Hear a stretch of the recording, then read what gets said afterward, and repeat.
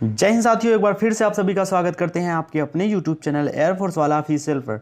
आशा और उम्मीद करते हैं कि आप लोग बहुत अच्छे होंगे और अपनी तैयारियों को बहुत अच्छे से कर रहे होंगे। तो एक बार फिर से हम उसी सिलसिले को आगे बढ़ाते हैं और आपकी तैयारियों को और पुख्ता करने की कोशिश करते हैं। तो आप सबके सामने है जो पहला क्वेश्चन है। सबसे पहले तो आप लोग ये जान लीजिए कि इसमें आपको करना क्या है। तो आज का जो क्वेश्चन जितने भी सारे क्वेश्चन होंगे आपको उनके सिनोनिम्स बताने हैं। क्या बताने हैं आपको? इन सब के सिनोनिम्स बताने हैं। तो कोई भी कंफ्यूज नहीं होगा कि इसमें करना क्या है। तो सबसे पहले हम जानने की ये कोशिश करते हैं कि आखिर में ये जो पहला क्वेश्चन दिया गया है इसके मीनिंग क्या होते हैं। जब तक आपको मीनिंग नहीं मालूम होगा तब तक आप इसके सिनोनिम्स नहीं बता सकते। सिनोनिम्स मतलब कि एक तरह से आप कह सकते हैं कि उसके पर्यायवाची, जैसे आप लोग हिंदी पढ़ रहे होंगे तो आप लोग को मालूम होगा। तो पहला क्वेश्चन है कॉर्पुलेंट। तो इसका मतलब क्या होता है? इसका मीनिंग होता है मोटा। क्या होता है? इसका मीनिंग होता है मोटा और चर्बी युक्त। क्या होता है? मोटा और चर्बी युक्त, यानी कि फैटी, यानी कि बहुत मोटा है, जिस बहुत सारी चर्बी हो, बहुत अधिक मोटा हो। तो आपको इन चारों ऑप्शन में से आपको ढूंढना है कि कौन सा सही होगा। तो आप लोग कोशिश करेंगे बताने की कि क्या होगा। जो पहला ऑप्शन दिया गया है लीन, इसका मतलब क्या होता है? इसका मतलब होता है दुबला, दुबला पतला। तो ये कतई नहीं हो सकता। फिर आपके सामने है जॉइंट। इसका मतलब क्या होता है? इसका मतलब भी होता है छीड़, भंगूर या कमजोर। भंगूर से मतलब ये होता है कि कमजोर, जो आसानी से टूट जाए। और फिर तीसरा इमेसिएटेड। इसका मतलब क्या होता है? इसका मतलब भी होता है निर्बल, यानी कि कमजोर। क्या होता है? निर्बल, यानी कि कमजोर। तो आप लोग थोड़ा सा हम लिख रहे हैं, स्पष्ट सब में शायद नहीं दिख पा रहा होगा आप सबको। तो आप लोग जो बोल रहे हैं उसको अपनी कॉपी में नोट करते जाइएगा।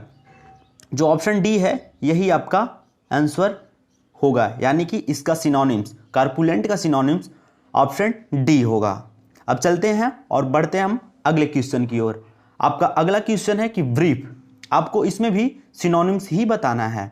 तो ब्रीफ, सबसे पहले हम पता करते हैं कि ब्रीफ मतलब होता क्या है। ब्रीफ का मतलब होता है संक्षिप्त। क्या होता है? संक्षिप्त, यानी कि समरी कह सकते हैं। समरी जैसे कोई बड़ी सी कहानी हो और उसके छोटे से छोटे रूप में, मतलब उसको इस तरीके से बता दिया जाए कि वो कहानी का सार समझ में आ जाए, उसे ही ब्रीफ कहते हैं। हम इंग्लिश में ब्रीफ कह सकते हैं। इसे क्या कह सकते हैं? ब्रीफ और कंसाइज। इसका एक और सिनोनिम्स होता है कंसाइज, CONCISE, कंसाइज। अब हमें ढूंढना है सिनोनिम्स। पहला जो ऑप्शन दिया गया लिमिटेड। लिमिटेड मतलब होता है सीमित। लिमिटेड मतलब क्या होता है? सीमित, आप लोग जानते होंगे। और स्मॉल और लिटिल का मतलब होता है छोटा।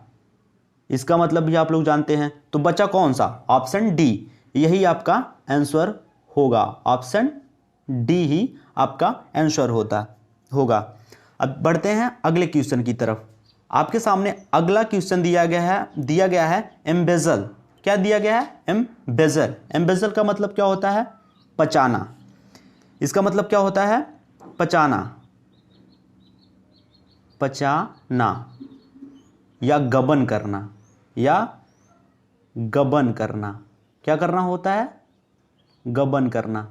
आप लोग इसका मतलब समझ रहे होंगे।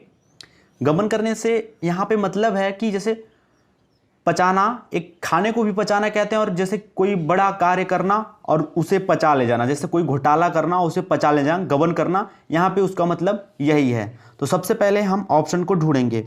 मिस एप्रोप्रिएट मतलब क्या होता है?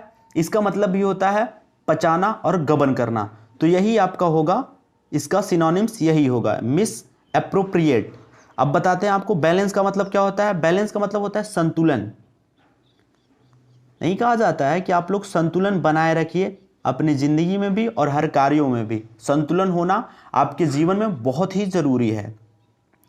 अब सी, ऑप्शन सी जो है रिम्यूनरेट, इसका मतलब क्या होता है? इसका मतलब होता है पुरस्कार देना। क्या होता है इसका मतलब? पुरस्कार देना या सम्मानित करना या मेहनताना देना। और क्लियर का मतलब आप लोग जानते होंगे। क्लियर का मतलब होता है साफ। अस्पष्ट। अब हम बढ़ते हैं अगले क्वेश्चन की तरफ और उम्मीद करते हैं कि जो हम बता रहे हैं आपको चीज़ें अच्छे से समझ में आ रही हों और आप लोग सिर्फ देखिए नहीं, इसको नोट भी करते रहिए क्योंकि ये चीज़ें बहुत ही ज़रूरी हैं आपके एग्जाम की दृष्टि से। भले ही एयरफोर्स के लिए हो, लेकिन ये सभी को जाननी आवश्यक भी है और ये बहुत सारे एग्जाम्स में आपको हेल्प करेंगी, क्योंकि जब तक आपको वोकैबुलरी आपकी मजबूत नहीं होगी आप लोग को कैसे मालूम चलेगा। और आपको इंग्लिश पढ़ने में भी, आपके इंग्लिश में भी सुधार होगा और इंग्लिश पढ़ने में भी आपको आसानी होगी। इसलिए आपको वोकैबुलरी से लगातार जुड़े रहना बहुत ही आवश्यक है। अब अगला क्वेश्चन है वेंट। वेंट का मतलब होता है, सबसे पहले तो हम ये अर्थ जानने की कोशिश करेंगे, तभी हम बता पाएंगे कि इसके सिनोनिम्स क्या होते हैं। वेंट का मतलब होता है द्वार, द्वार या बाहर निकलने का रास्ता। क्या होता है? बाहर निकलने का रास्ता, निकलने का रास्ता, आप लोग समझ लीजिएगा। अब ऑप्शन ए जो दिया गया है यही इसका सिनोनिम्स होगा, ओपनिंग। और ऑप्शन बी जो दिया गया है स्टॉज। स्टॉज मतलब क्या होता है? भुक्खड़। क्या होता है? जो बहुत ही मतलब भुक्खड़ हो उसे स्टॉज। क्या कहेंगे हम उसे? स्टॉज। और ऑप्शन सी दिया गया है एंड। एंड का मतलब क्या होता है? आप लोग सभी जानते होंगे और सभी वाकिफ होंगे कि एंड का मतलब होता है समाप्त। और ऑप्शन डी जो दिया गया है पजल। पजल का मतलब होता है पहेली। पहेली आप लोग तो जानते होंगे, पहेलियां बुझाना, तो इसे आप पजल कहते हैं। अब बढ़ते हैं हम अपने अगले क्वेश्चन की ओर। हमारा अगला क्वेश्चन जो है अगस्त।